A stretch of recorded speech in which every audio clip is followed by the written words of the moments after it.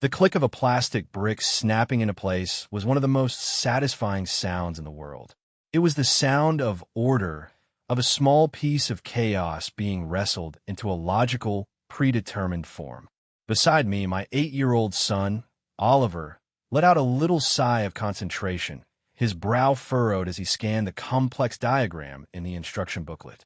"Okay, Dad," he murmured, his small finger tracing a path through a web of gears and axles. "We need the long gray rod with the stopper on the end.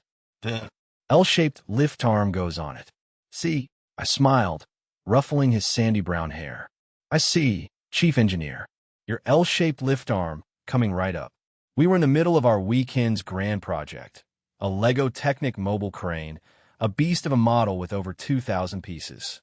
Our living room floor had become a sprawling, colorful sandbox of parts, a testament to a beautiful, ordered mess. This was my sanctuary.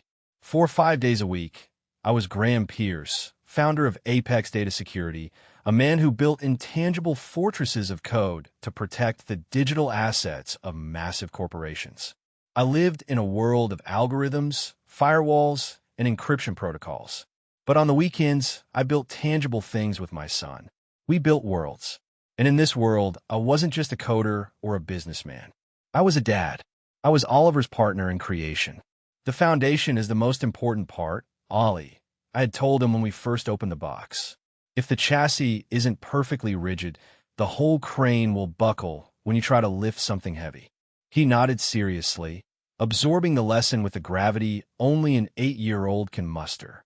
Now, watching him meticulously cross-reference the build with the diagram, I felt a surge of pride so potent it was almost a physical ache in my chest. He had my mind, the methodical, analytical brain that saw the world as a system to be understood. The front door clicked open, and the scent of my wife's expensive perfume, a floral and slightly sharp fragrance, cut through the comfortable air of our home. Isabel stood in the doorway, a vision in a cream-colored trench coat, her blonde hair perfectly styled. She was beautiful, effortlessly elegant, the kind of woman who made rooms go quiet when she entered. She was also, in moments like this, a complete foreigner to the world Ollie and I had built on the floor. She surveyed the Lego-strewn landscape with a tight, practiced smile. My 2 architects hard at work. There was an edge to her voice, a polished veneer of amusement that didn't quite mask the impatience underneath. "Graham, darling, don't forget we have dinner at my parents' tonight. 7 o'clock sharp. Dad wants to talk to you." I looked up from the chassis of the crane. "Right, I remember. Try with the navy blazer I laid out for you.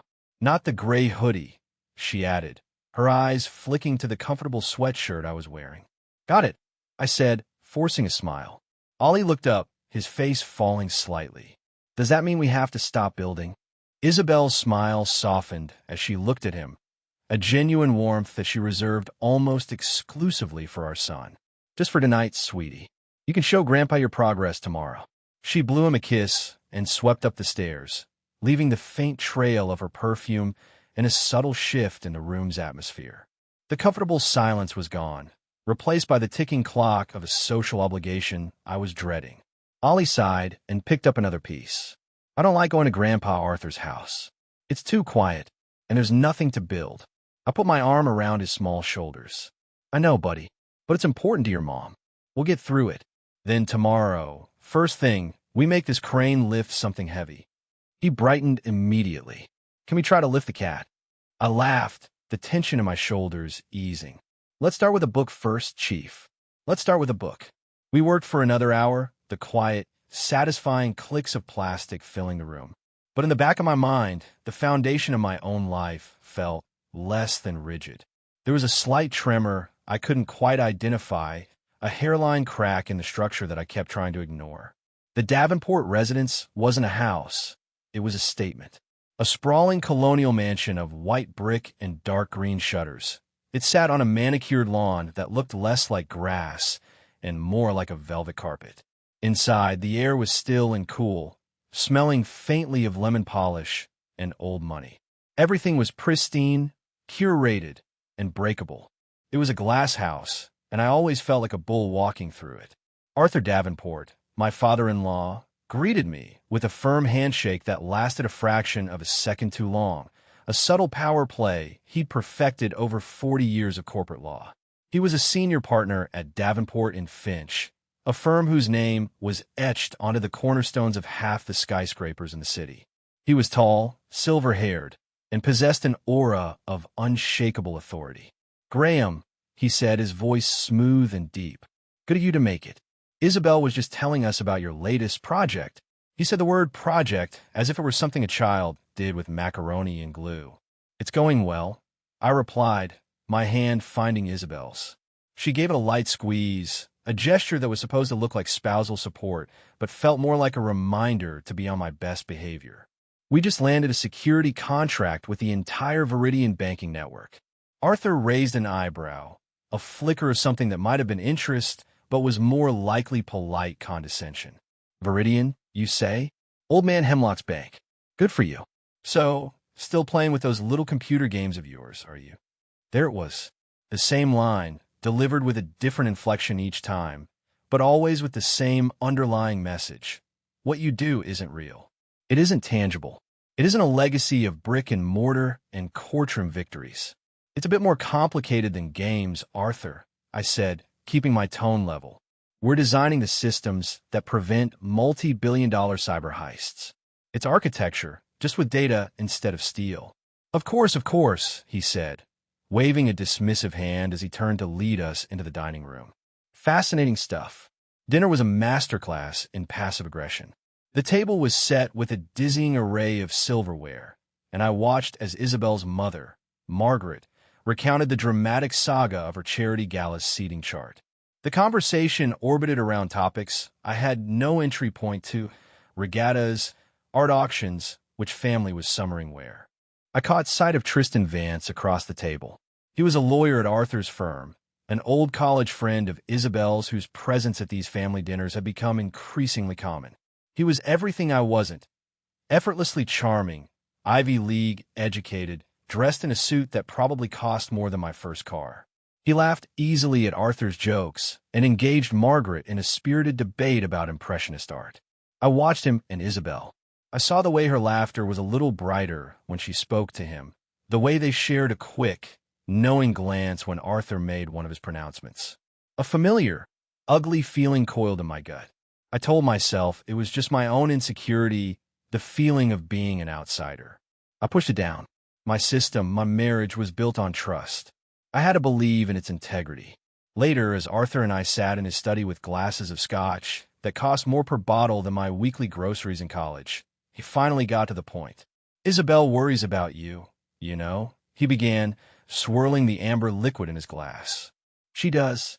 This was news to me. This tech world, it's volatile. A flash in the pan. One day you're the next big thing. The next you're a dial-up modem in a fiber-optic world. A man needs a real legacy, Graham. Something solid. He gestured around the room, at the leather-bound books and oil paintings of his ancestors. Our family built its name over a century. It's a foundation of stone. What's yours made of? Code? Clicks? It's sand, my boy. A digital sandbox. I looked at the man who saw my life's work, the intricate systems I had built from nothing but intellect and will as a child's game. I thought of the hundreds of employees who depended on Apex for their livelihoods. I thought of the digital fortresses I had constructed that were, in their own way, as solid as the brick of his house. I took a sip of my scotch. The burn was sharp, acrid. "It's stronger than you think, Arthur," I said quietly. He just smiled, a thin, knowing smile that didn't reach his eyes. "We'll see, son. We'll see." Driving home, Isabel was quiet for a long time. Then she placed a hand on my knee. "Don't mind Dad. He's from a different generation. He just wants to make sure we're secure." "We're secure, Izzy," I said, my voice tighter than I intended. "Apex is more profitable than it's ever been." "I know, darling," she said soothingly. "I know you work so hard."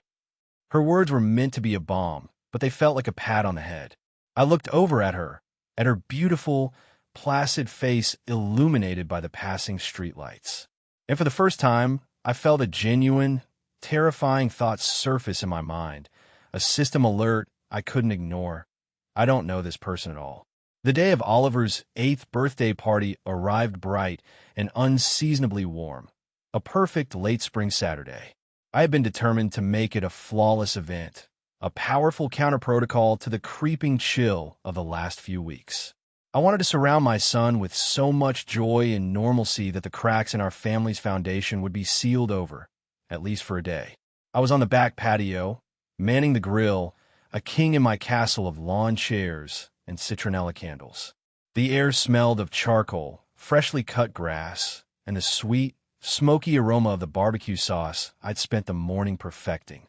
Oliver and his friends were a shrieking, laughing mob on the lawn, engaged in a water gun war of epic proportions. My world for this one afternoon felt right. Isabel was the perfect hostess, gliding among the guests with a tray of drinks, her laughter bright and easy. Her family was here in full force.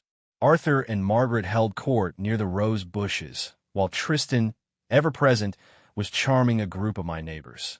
Watching them, a detached part of my brain, the part that analyzes threat matrices, noted how seamlessly they formed a unit, an exclusive club within a larger party. I was the hired help who happened to live here. I shook the thought away. Today was for Ollie. Dad, the burgers are awesome. Oliver yelled, his face streaked with dirt and happiness. Coming right up, buddy. I called back, my heart swelling. This was what mattered. This was the core system I was sworn to protect. An hour later, as the sun began to dip lower, it was time for the main event. The cake. It wasn't just any cake. It was a custom-made masterpiece from Oliver's favorite bakery, a massive chocolate fudge confection shaped and decorated like the Starship Enterprise. I'd ordered it a month in advance.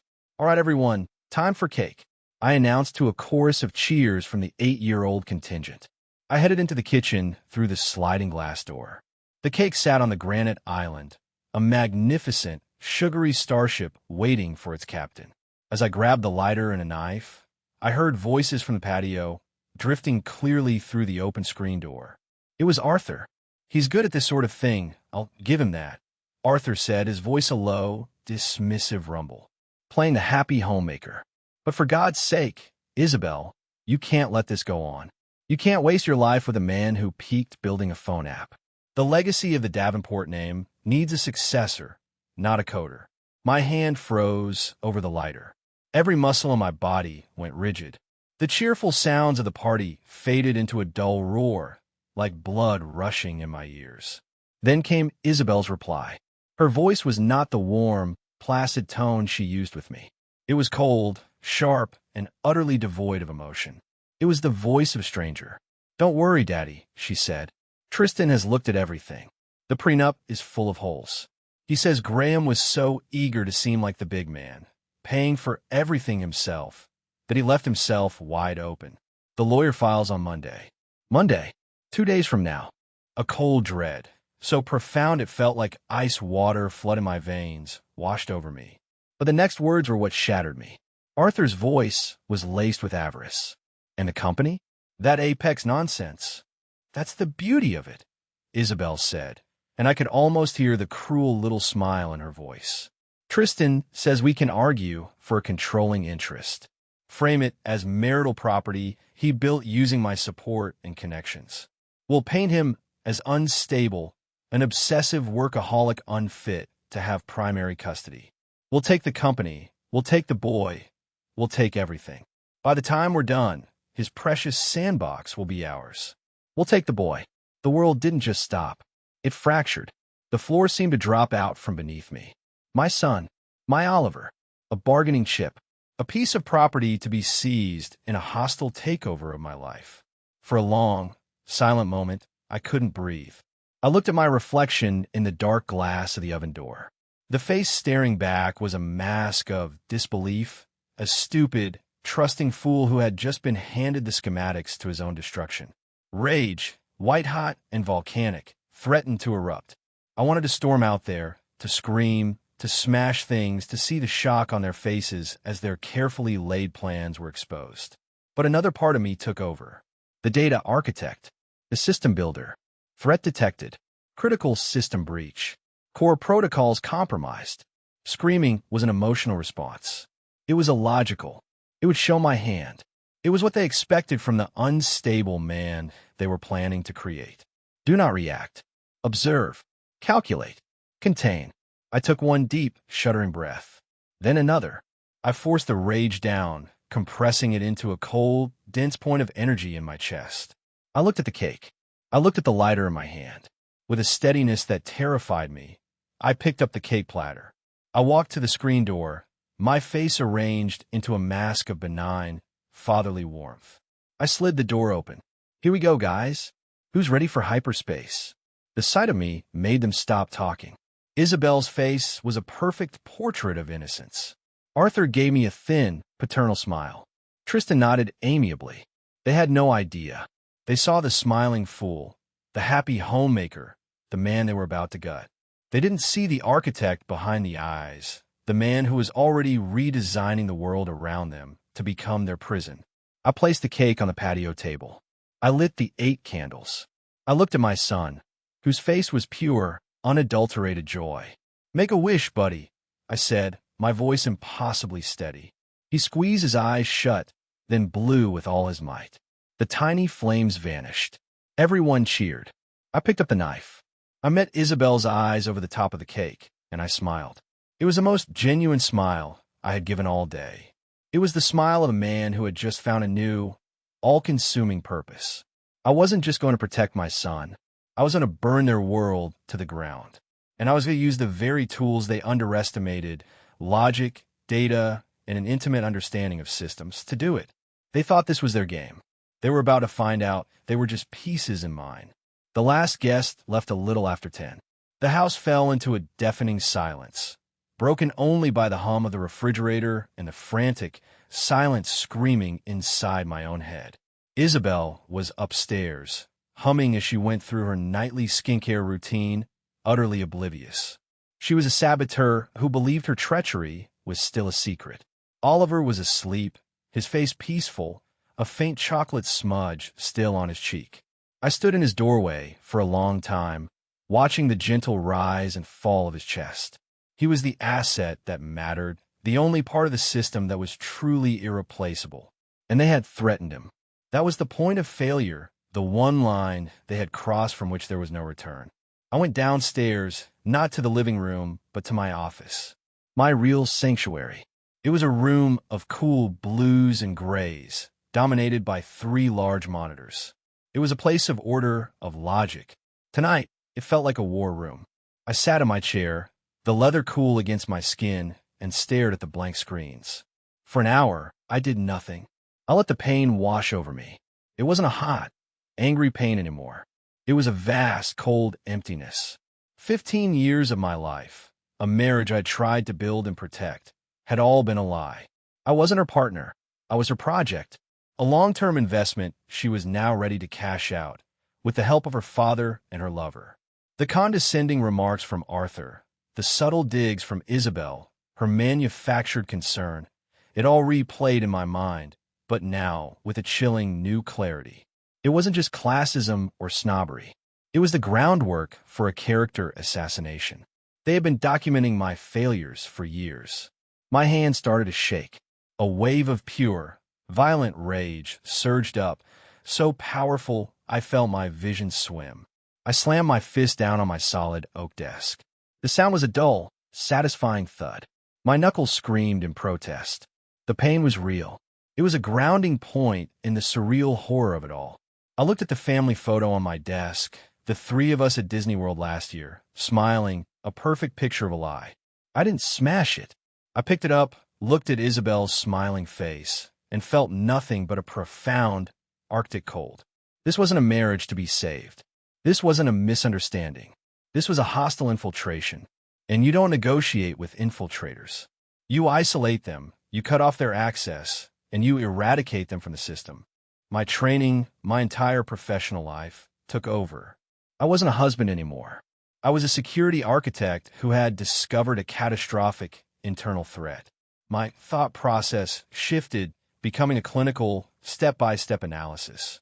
Threat assessment. Isabel, Arthur, Tristan. Coordinated, multi-vector attack. Objective, seizure of all personal and professional assets, including primary parental rights. Vulnerabilities, their arrogance, their underestimation of my capabilities, their belief that I am an emotional, illogical coder and will react as such. Strategy, not defense. A preemptive counteroffensive. Exploit their vulnerabilities. Use their own greed and arrogance as the weapon against them. Objective, not revenge. Annihilation is too messy. The objective is containment. To neutralize the threat so completely that they can never harm me or my son again. To strip them of their power, their credibility, and their assets, leaving them as hollowed-out shells. I took a deep breath. My hands were steady now. My mind was clear, sharp, and focused. The pain was still there, a cold, heavy stone in my gut, but it was now fuel. I swiveled in my chair and powered on my monitors. The familiar glow filled the room. I opened a secure, encrypted communication channel. There was only one person I could trust with this. One person who understood the digital world as well as I did, but who operated in its shadows. My fingers flew across the keyboard. The message was short. Leo, it's Graham. Code red. A response came back almost instantly. Leo glitch.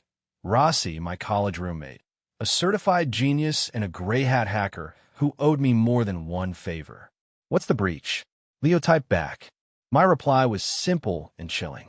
The whole system, personal and professional. My wife, her family. I need a ghost network. I need a full diagnostic on every digital interaction they've had for the past year. I need you to build me a weapon. There was a pause. I could imagine Leo leaning back in his chair, a grin spreading across his face. He lived for this kind of challenge. Define weapon, he sent. I stared at the screen, the reflection of my own face a grim, determined mask. I want a trap, I typed. A beautiful, intricate, digital prison disguised as a golden opportunity. And I wanted to walk into it willingly. I want to watch them build their own cages. The response came back in seconds. Consider it built. Welcome to the war, my friend. I leaned back in my chair and closed my eyes. The battle had begun. They had planned to file on Monday. They had no idea that their Monday would never come. The next 48 hours were a masterclass in controlled deception. On Sunday morning, I made Oliver his favorite pancake breakfast, a tower of fluffy buttermilk circles with chocolate chips arranged into a smiley face. I played Lego with him. I was the perfect father, the loving husband. All the while, a silent war was being waged from the encrypted servers in my basement. Leo worked with the ferocious intensity of an artist possessed. He was a digital phantom, slipping through firewalls and backdoors I didn't even know existed. By Sunday evening, he had built me an arsenal. Okay, Graham. His voice crackled over our secure voice channel. The architecture of their stupidity is breathtaking. Tristan Vance is living well beyond his means. He's got a taste for expensive watches and a gambling habit he hides through a series of online accounts. He's desperate for a big score. And my father-in-law? I asked, my voice flat. Arthur Davenport is a creature of habit and pride. His firm's digital security is a joke, stuck in 2010. But I found something better. He has a secret advisory role with a competitor of one of his firm's biggest clients. A clear conflict of interest. Not illegal, but if it got out, it would shatter his reputation as an elder statesman of the law. The state bar would have a field day. It's the kind of scandal that kills a legacy. My heart hammered in my chest. These were the vulnerabilities I needed. And Isabel? I asked, the name tasting like ash in my mouth. There was a pause. Graham. Her digital trail is intertwined with Tristan's. Constant communication. But it's worse than you think. She's been using her access to your home network to intermittently pull data. Small packets, client lists, project proposals from Apex. She's been feeding your lover, her lover, intel from your company. Corporate espionage. The betrayal wasn't just personal. It was a dagger aimed at the heart of everything I'd built. She wasn't just leaving me. She was gutting me on her way out. The cold resolve in my chest hardened into something akin to permafrost. Okay, Leo, I said. It's time to bait the trap. The plan was simple, elegant, and cruel. It preyed on their specific weaknesses, Tristan's greed, Isabel's treachery, and Arthur's pride. On Monday morning, I didn't wait for their lawyer to file. I launched my own offensive. I accidentally left my personal tablet on the kitchen counter, logged into a dummy email account I had created. On it was a chain of emails between myself and a fictitious venture capital firm discussing a massive, secret acquisition offer for Apex data security. The price was wildly inflated, a number so large it would make their eyes water. It was the bait. I knew Isabel, in her diligence to her conspiracy, wouldn't be able to resist a look. I went to the office, my stomach in knots. At 10:30 a.m., Leo sent me a message. She took it, accessed the dummy account from her phone. She's in. Now for the hook. I knew their plan was to seize control of Apex and its assets. To do that, they need to move fast.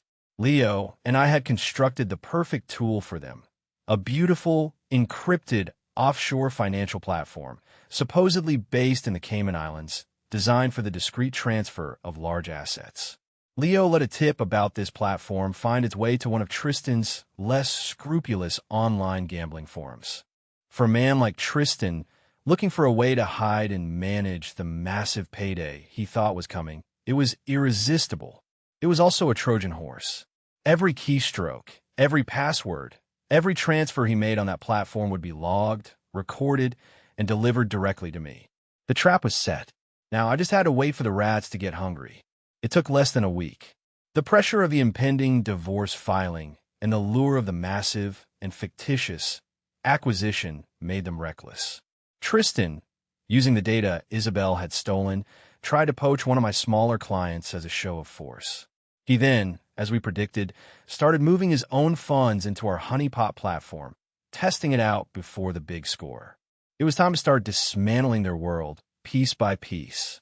I decided to go after the weakest link first. I scheduled a meeting with Tristan Vance, not as Graham Pierce, the cuckolded husband, but as a potential client for a discreet financial matter. He met me at a neutral ground coffee shop, his face a mask of smug professionalism. He had no idea who I was. I let him go through his pitch. Then, I slid a tablet across the table. On the screen was a live feed of his secure, offshore account, showing his recent transfers. His face went from smug to sheet white in a nanosecond. "I believe these are your funds," I said quietly. "Moving money to avoid financial discovery in a legal case, that's fraud, Tristan. And using stolen corporate data to solicit clients, that's a felony that carries jail time." His mouth opened and closed like a fish. Who are you?" I leaned forward. "I'm the man whose life you and your girlfriend decided to burn down for profit. I'm the coder whose sandbox you tried to steal." The terror in his eyes was deeply satisfying. "Please," he whispered, his voice trembling. "Isabel, it was her idea, her father's." "I know," I said, cutting him off. "And that's your only way out. You're going to walk into a notary's office with me right now. You're going to sign a sworn affidavit detailing every single part of this conspiracy. Who, what, when, where. You will describe Isabel's espionage, Arthur's involvement, the plan to take my son. You will give me everything. In exchange," I paused, letting the word hang in the air, "I will consider not forwarding this neat little package of evidence to the district attorney and the FBI's cybercrime division. Your career will be over either way, but one path involves you walking away, and the other involves a federal prison." He was a coward. I had banked on it. He folded in less than a minute. An hour later, I had it. A signed, notarized confession.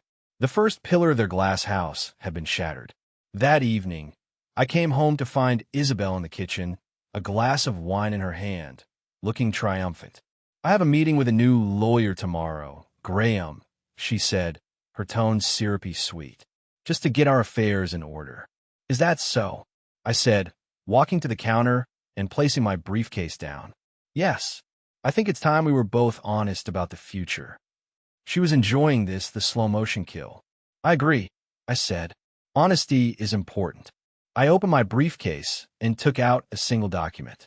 I placed it on the counter in front of her. It was a copy of Tristan's signed confession. I watched her face as she read it. It was like watching a beautiful porcelain doll crack in real time. The color drained from her cheeks. Her smug smile dissolved into a mask of horror and disbelief. Her wine glass slipped from her fingers and shattered on the tile floor. red wine spreading like blood. He wouldn't, she stammered. He did, I said, my voice as cold and hard as the granite countertop. It's over, Izzy. The game is up. I placed a second document on the counter. A divorce settlement. You will sign this. It grants me full, sole custody of Oliver. You will have supervised visitation twice a month, pending a psychological evaluation. You will waive all rights to any and all of my assets, personal and professional. You will walk away with the clothes on your back and nothing else. Her eyes, wide with panic, flew to mine. You can't do this. I'll fight you. My father will. Your father is next, I interrupted. You sign this document now, or I call the police. The evidence against you for corporate espionage is overwhelming. Tristan's confession just corroborates it. You'll be trading this house for a jail cell, and you will never see your son again. The choice is yours. Tears of rage and self-pity streamed down her face. She looked at the papers, then at me, searching for a hint of the man she thought she knew, the man she could manipulate. He was gone. In his place was a stranger, an executioner. Shaking, sobbing, she took the pen and signed her life away. The second pillar had crumbled. The final confrontation had to be on my terms. I called Arthur Davenport and requested an urgent meeting at his office. The office of Davenport and Finch was the pinnacle of old-world power, dark wood, brass fixtures, and a silence so profound you could hear the leather on the chair's sigh. It was designed to intimidate. Today, I was not intimidated. Arthur was sitting behind his massive mahogany desk, the very picture of patrician authority. Graham, I trust this is important. I have a board meeting at 4. This will be more important than your board meeting, Arthur, I said, remaining standing. It subtly changed the power dynamic. I wasn't here to ask for anything. I didn't waste time. I placed 2 documents on his desk, the confession from Tristan and the signed divorce settlement from his daughter. He read them, his face impassive at first, then slowly tightening, a network of fine red veins appearing on his cheeks. He looked up, his eyes glittering with a cold fury. What is this? What have you done to my daughter? What has her daughter done to herself, you mean? I countered, my voice level. With your encouragement, I believe. You think this changes anything? He snarled, regaining his composure. A scorned lover's testimony? My daughter signing under duress? This is nothing. I will bury you in litigation for the rest of your life. You could try, I said, but you'd be doing it from outside the state bar. I placed a third folder on his desk. It wasn't thick, but he eyed it like it was a viper. Inside were the meticulously documented records Leo had uncovered. Printouts of emails, encrypted transaction logs, a detailed summary of his conflict of interest relationship with his client's competitor. It was all circumstantial, perhaps, but in the court of reputation, it was a death sentence. I wonder what the ethics committee would make of this, Arthur, I said conversationally. Or better yet, what your partners would think if they knew you were jeopardizing the entire firm's reputation for a little side money.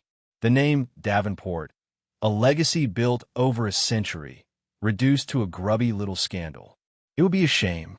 He stared at the documents, his breath coming in short, sharp rasps.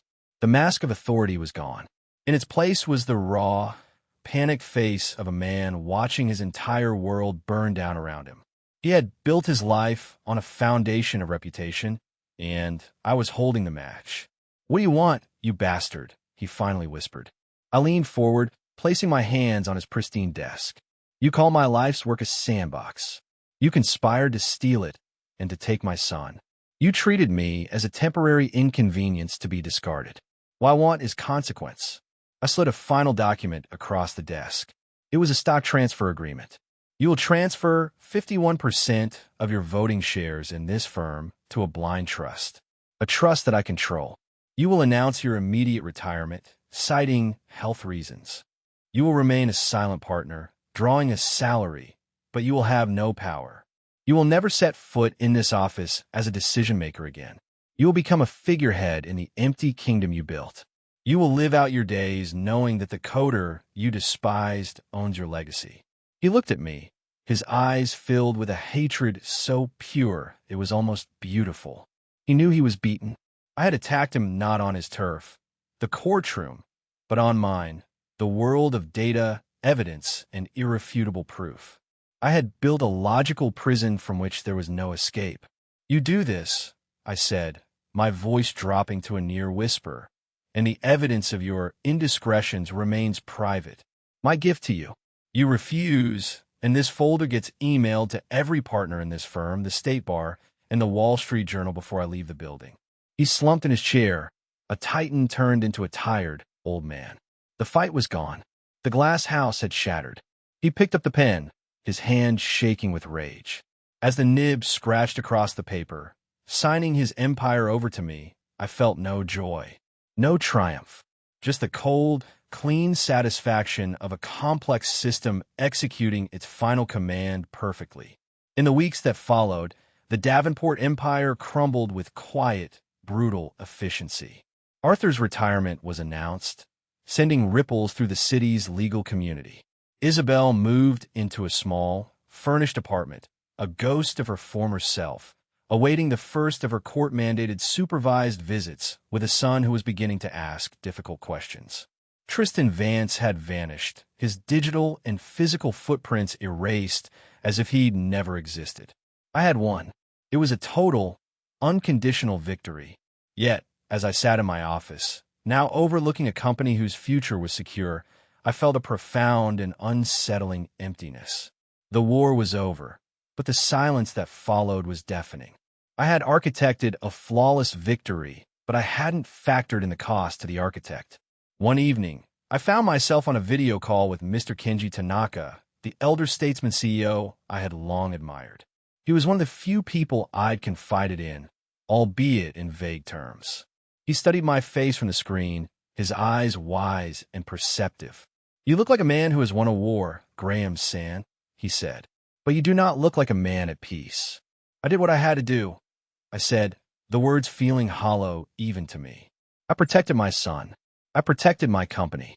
Indeed, he said, nodding slowly. You fought monsters and you prevailed. The danger now is in the mirror. When you spend all your time building traps for others, you risk turning your own world into a prison. You hold great power over the Davenports now. The power to ruin them further, or the power to let them fade into the obscurity they've earned. What you do with that power will define the man you have become. His words hit me harder than any of Arthur's insults.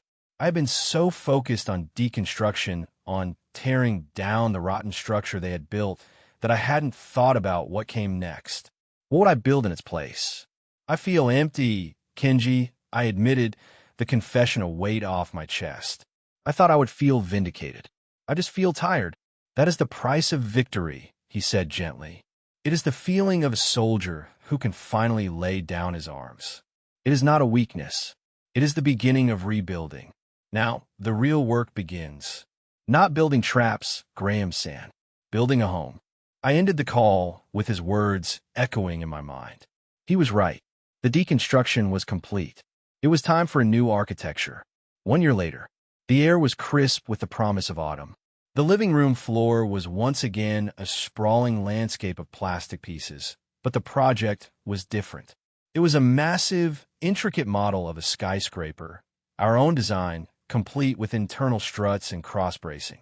Oliver, now a thoughtful 9-year-old, carefully snapped a long beam into the building's core.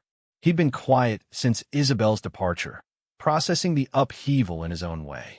We'd started therapy for him and for me, and slowly, the light was returning to his eyes. He looked up from his work, his expression serious.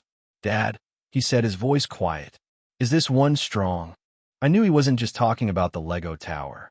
He was asking about us, about our life, about the home I was trying to build for him from the rubble of our old one. I stopped what I was doing and got down on the floor, so we were eye to eye. I pointed to the base of the tower, where we had spent hours interlocking the pieces into a dense, solid grid. "See this, buddy?" I said. "This is the foundation. It's not the tallest part or the prettiest part, but it's the most important. Everything else depends on it." I looked into my son's eyes, and I gave him the only currency that mattered anymore, the truth. "Our old house," I said carefully. It looked good from the outside, But the foundation was bad. It was built on things that weren't true, and it broke. It had to be torn down. He nodded, listening intently. What we're building now, I continued, my voice thick with an emotion I no longer hid, is different. It's smaller. It's just you and me. But the foundation is solid. It's built on truth. It's built on knowing we can count on each other, no matter what. He looked at the skyscraper, then back at me. A small, slow smile spread across his face. He reached out and snapped another piece into the core structure. A perfect, satisfying click. "It won't fall down?" he asked. I pulled him into a hug, burying my face in his hair, breathing in the simple, honest scent of my son. The emptiness I had felt for so long was finally, blessedly gone. In its place was something quiet, something solid, something real. "No, Ollie," I whispered, my voice sure and steady for the first time in a year. "Never. This one is unbreakable." And in that moment, I knew I had finally finished my work. I hadn't just architected the ruin of my enemies. I had designed a new foundation for my son and for myself. It wasn't a fortress built to keep the world out. It was a home built to last on the simple, unshakable truth of a father's love. And it was the greatest thing I would ever build.